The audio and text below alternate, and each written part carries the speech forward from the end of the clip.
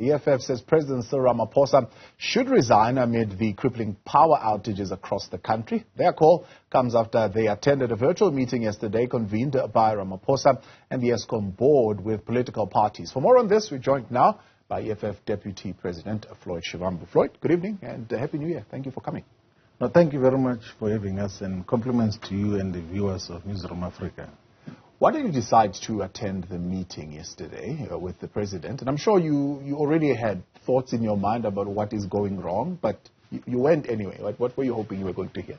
No, look, what got to happen is that the parliamentary council to the president requested a meeting with all the political party leaders. The meeting was actually on Sunday, and then we decided that maybe there will be something else that is given as credible and dependable information as to just how do we get out of this crisis. We are members of parliament who are a representative political party on all issues that seek to bring about solid solutions to the people of South Africa who participate. And then we put aside everything else and then we went to listen to what was an uneventful process really, because there was no solution that was presented in that meeting. Actually, the president made a lot of objectionable statements, including that we all should take full responsibility for what is happening in the Eskom. But that is not our responsibility. There are on several occasions where we cautioned the government in terms of the directionless energy strategy and plan which they are having, that it is not going to lead to anywhere. We cautioned on several occasions. You will remember that even in the question session in Parliament, immediately after COP26 in Geneva, we said that what is this thing that you guys are doing of going to make commitments to the West, to the extent that even the US president is the one who announces, before even South Africans know, that we are going to close all coal power stations. We cautioned that where does that come from? That was even our priority question to him, Mr. Ramaphosa. Even when COP27 took place last year in Egypt, we kept on cautioning that how do you go around making commitments and even accepting loans of $8.5 billion on the pretense that you are going to close all coal power stations when you do not have an alternate plan. As a party, are you saying that you do not support the notion that says energy generation in the future, maybe not now, will largely be renewable and mostly made up of nuclear?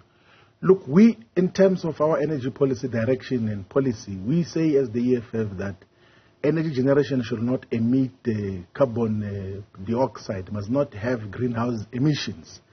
And we kept on saying that if there's a possibility of exploring clean coal technologies and carbon capture, let's look into that, because South Africa is home to millions of coal reserves. Like they say that the reserve capacity that we have of coal in South Africa can last the country for the next 200 years. That is why most parts of the world are still sourcing coal from here in South Africa. We should be the ones who are at the forefront of saying how do we generate electricity and energy from coal without the carbon dioxide, the consequences. Yeah. And there are some believable and solid examples of such happening in South Korea and parts of China in terms of what happens. But also we've got a lot of other energy sources in South Africa. We've got uranium, which is a basis of generating nuclear energy. Yeah. I don't know how come we have not, since 1994, tried to even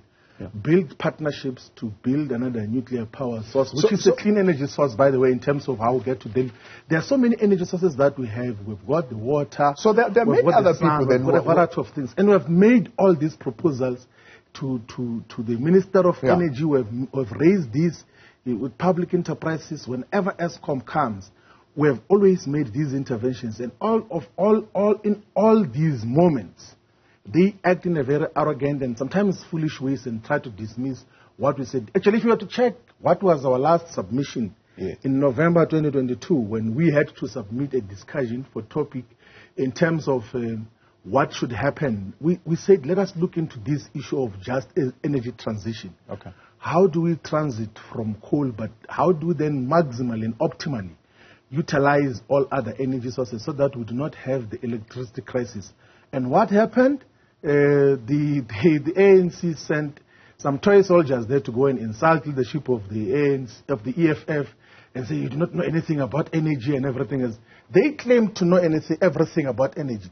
Look what's happening now. They do not even have a plan as to how are we going to even have 60% of energy availability factor in terms of what happens. Like that is one of the things that is happening currently. Are you saying when we then you make a political call and you're a political party, of course you should make a political call on the ANC and saying the president of the ANC must resign. Should the president of the ANC resign? Unlikely, of course, because it's a call that you have been making up until this point.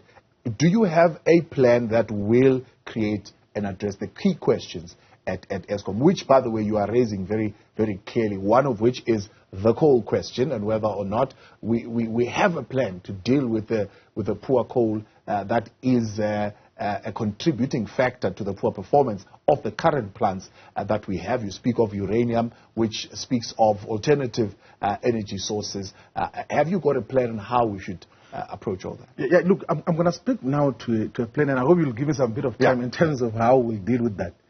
But just to give the context of why I was saying Mr. Ramaphosa must step down as head of state, is because despite the collective blame and collective responsibility which he wants to attribute to everyone, he was responsible for 4 of the 5 periods of load shedding in South Africa. Remember that the first period of load shedding was in 2007, 2008. Yeah.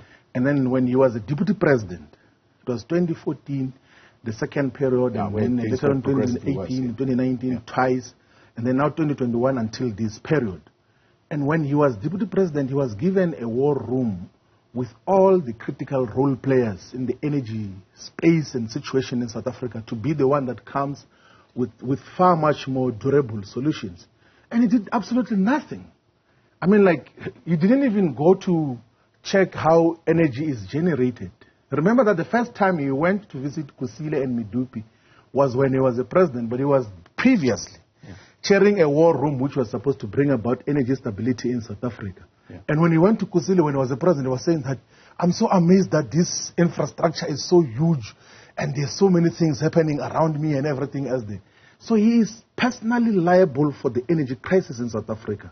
He is personally liable for putting a Pravin Gordhan as a Minister of Public Enterprises that oversees Eskom, which thereafter appointed an incompetent, directionless, and clueless Chief Executive Officer of the utility, which has got to fail. Because when Andre de Ruyter arrived in Eskom, the energy availability factor was upward of 70%.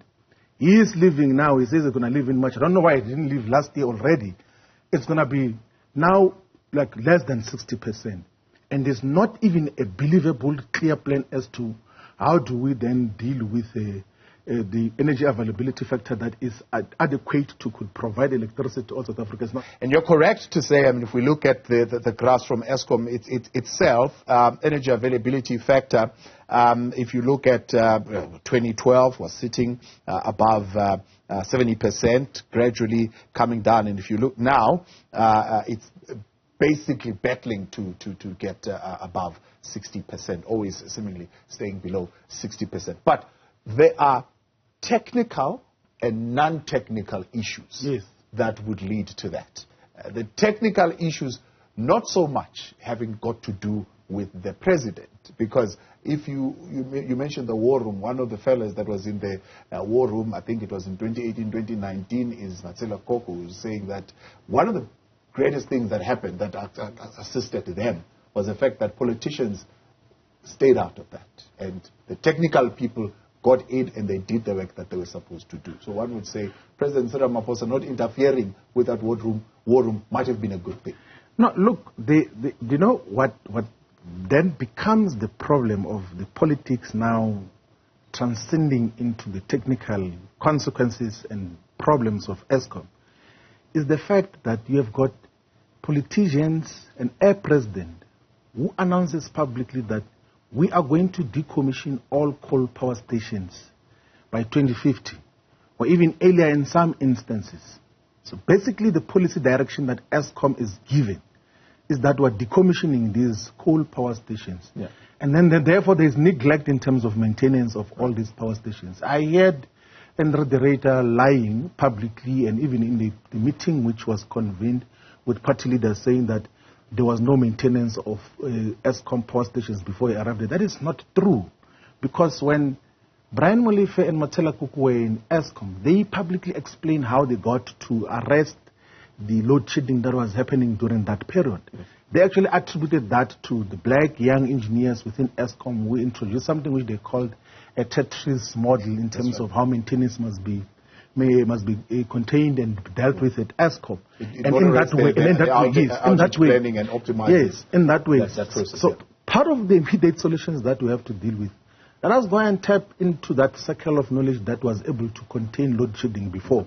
But we must not run away from that. It's not too late for that. No, because other experts are saying, in fact, the way the neglect has been now, not then, but now, it's to the point where actually we have to shut them down completely to refurbish. There is scope to could deal with that in terms of what gets to happen. And then, of course, we need to source external expertise to complete both Medupi and Kusile because it's long overdue. It's 400 billion rands later and they're still not complete. And we're going to plug a good 5,000 to 6,000 megawatts into the grid, which was going to stabilize the available energy factor that is needed to provide electricity to everyone else. But two, I think that we should check as to who are the biggest consumers of electricity and what value are they adding into the economy. Because I can tell you now that households and public spaces like hospitals and schools and everything else combined, they consume less than 40% of the available electricity in South Africa. You've got huge industries which consume irrational amounts of electricity. You've got 2 aluminum smelters which are owned by South 32, former BHP Billiton, which is associated with funders of CR17 campaigns and all of those things there. They consume 800 megawatts of electricity. That is enough electricity to electrify the whole of the Northern Cape. Yeah. So that is a lot of electricity. And if we have to gauge as to continue to supply South 32 aluminum smelters with electricity at actually very cheap and very unreasonably cheap rates at the expense of the economy, at the expense of small businesses, at the expense of hospitals, at the expense of schools. That is an immediate issue that must be looked into. But 3, there has been an approval already. Remember that when there was, I think in 2019, yes, the Department of Energy issued out an RFP, like a request for proposal for emergency power suppliers, like generators who could bring additional megawatts into the grid. And then part of those that were approved to provide electricity was a Turkish company which provides power ships. So power ships will be this thing they call the floating storage gasification units, where it's a ship that is already a power station. It is already built. You just park it on the dock, on the coastal areas, and plug it into the grid. Those have been already approved, and they were going to possibly add an additional 1,500 to 1,800 megawatts into the grid, which was going to bring some sense of stability in terms of what happens. And by the way, the issue of corruption that is being spoken about, it's about those that did not win the bid to provide alternate energy sources, and then they say that we suspect that because it's not us who were awarded, those ones who were awarded, maybe they were engaged in corrupt activities. It's not about the legitimacy of the project itself and the solution of utilizing power ships, because power ships are beginning to be a far much more quicker solutions to energy crises all over the world. And we can source the expertise that comes from the Russian Federation, from China, from the Turkish government as well, which already had shown some interest as to how do we alleviate the crisis levels that we have in terms of what happens. But also, for now and for the future, we have to utilize uranium as a source of energy. Let's leave this misleading information that were given during the period of President Zuma, that if you go the nuclear route, you're going to spend 1 trillion rand. It is possible in South Africa to could build a nuclear power station at a fiscally neutral format. So if you give commitments to those who build nuclear power stations and say that once you have completed your 3,000 or 4,000 megawatts project, we're going to get electricity from you at this rate, they'll go ahead and do that. But there's now been commissioning of such because there is this obsession with the Western misguidance, because we are being misguided by the West. The West has basically usurped South Africa's energy policy sovereignty and always instruct us on what to do. That is why we're always mimicked. We're actually always portrayed like, mascots in COP conferences of energy sustainability. South Africa is a good case of trying to meet climate change demands, when this is the very same West that is making us mascots of energy transitions is not transiting itself. They are still extracting and taking a lot of coal from here in South Africa. The Germans are doing that, the British are doing that, the Americans are doing that, virtually all of them. But then they come to us and say, we must close all the coal power stations because we must be compliant with the energy emissions targets and all of those things there. South Africa must move away from this illusion that we can disconnect coal power stations tomorrow and we still have a country and economy that is going to be sustainable. We're not going to have any livelihood. So that illusion must have to be dismissed altogether. Is one of the challenges that we have to deal with. If anything, we should invest in the clean coal technologies, however expensive they are.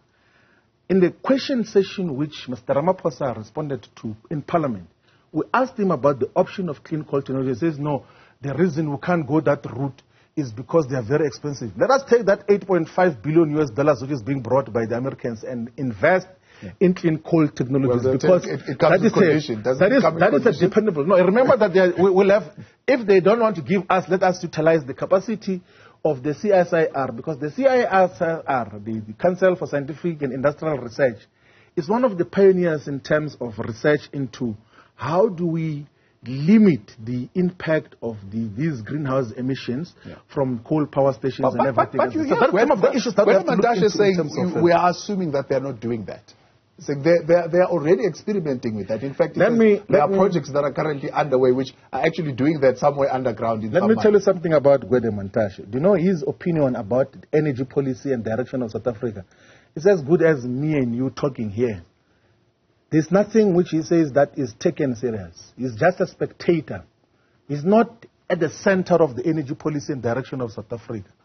The people who are determining the agenda of what happens at Eskom and what are the commitments that are made in the COP conferences, it's mostly President Godan and Cyril Ramaphosa. Gwede is just a spectator in the energy dynamics. He has got no clue of what is happening. He cannot even come with a single solution of what we do moving forward. I mean, that is why he has just been an instrument and a vehicle to approve these irrational independent power production processes and PPAs which have not added much value despite us spending a lot of money. Eskom expends upward of 30% of its revenue buying energy from independent power producers who do not even produce more than 6% of our energy needs. So, Floyd, let's talk about this. And I understand the nuclear, of course, that will be the future. I understand car power ships is something that you can plug in. But there are things that people are saying need to happen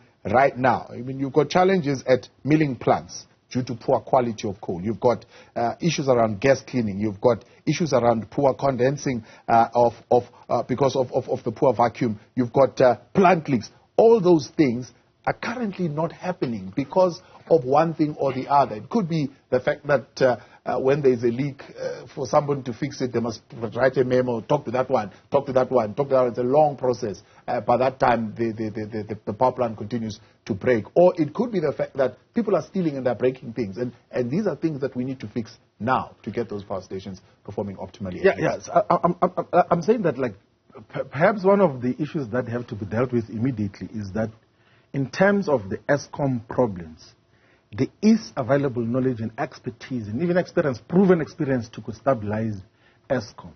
It is being ignored and it is being suppressed for petty political reasons. People are busy saying we're fighting state capture every day. Like everywhere they go. Even in that meeting, by the way, where we participated with the Eskom board and Mr. Ramaphosa, That Pravin Gordhan was still busy hallucinating about state capture, that the reason why the power stations have broken down is state capture. Every time it's state capture, which you cannot even draw a closer and direct link as to what led to that. Because those people that is accusing, by the way, of state capture in Eskom are the ones who got to stabilize Eskom when he was not there. Now that he is there, there's even a deeper crisis in terms of what gets to happen. But in terms of the essential sectors, part of the immediate things that we have to do as South Africa, we should say that if we have got 25,000 megawatts available on the grid, what are the areas which we say these are non-negotiable, must permanently have electricity? Yeah. Hospitals must be a non-negotiable. Schools must be non-negotiable. Police stations must be non-negotiable. All the areas that are essential must be non-negotiable as in relation to the continuous provision of electricity. Yeah. And then we must check some of these guzzlers, the ones who are taking electricity. Yes. Unplug them, take them off the system. And because I can tell you that there won't be as much devastating economic consequences if you were to unplug 2 smelters who are consuming 800 megawatts of electricity, which I said earlier is equals to what the entire province. What has happened? Because part of the 10-point plan that we saw last year in June sometime was the removing of restrictions to say independent players can produce as much as they want. Some mines are already doing that and are producing their own energy. No, actually, at the center of South Africa's energy problems and crisis is that ideological conviction that we need to pull out the public sector from energy generation and allow the private sector to do so. So the whole intention from the beginning was to disable and destabilize Eskom's generation capacity so that we can plug in these independent, privately owned, profit-seeking independent power producers. That was the whole purpose. They've been given a platform now. They're not doing anything. People keep on saying that the public sector fails, the private sector succeeds. Then opportunity was given a long time ago. There's bid window 5 now of saying that those of you who can provide electricity, generate electricity, come with your private capacity to plug into the national grids. You're just going to be given free money by Eskom and all of those other things, even when your energy is not needed in some instances. But they have dismally failed. So this is a particular case of the private sector failure in terms of providing what otherwise is a public good. So let's leave this nonsense and rubbish that we can rely on the private sector to provide electricity. It's a public good, which as the public we must take full responsibility. That is why Eskom must be protected as a public institution, given the necessary capacity, even given the expansion capacity to now build a new and additional nuclear power plants, to also build the renewable energy capacity as well, because as things stand, it looks like Eskom is not even allowed to go and play in the renewable space. We're supposed to invest in that sector as well. I was listening to a conversation that says part of the challenge is that the president made the announcement, but the necessary work was not done to say to industry, here is a one-stop shop where you can go in, get all your required documentation approved, and then get plugged into the grid. But even if we were to say that, there are no spaces available currently in our grid, for example, for those IPPs to be able to plug in. No, that is not the reflection of reality. Like, there has been so many IPPs that have been approved to plug into the grid. Majority of them just have no capacity. Again, it's actually like proving us right that there are certain public goods that cannot be provided by the public, by the private sector. They've approved a lot of them, and mostly their friends and handlers and these Western powers and all of these things. These are the ones who are pushing us off the coal dependence and everything else, because for some reason they think that they are going to be the ones that will play in the renewable sector, which, by the way, in the foreseeable future will not be able to provide dependable, sustainable electricity for all South Africans.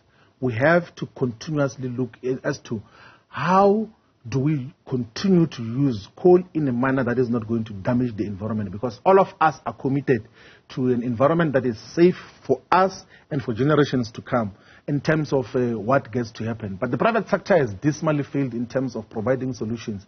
Let's look into something else, and that something else must include strategic partnerships with progressive governments of China, of the Russian Federations, of Turkey, of Mozambique.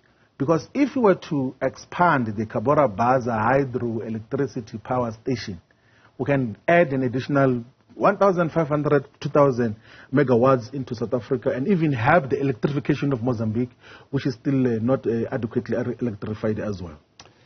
Floyd Shivambu, I appreciate your time as always. Thank you very much for coming. No, thank you very much for having us. That's the Deputy President there of the Economic Freedom Fighters. Take a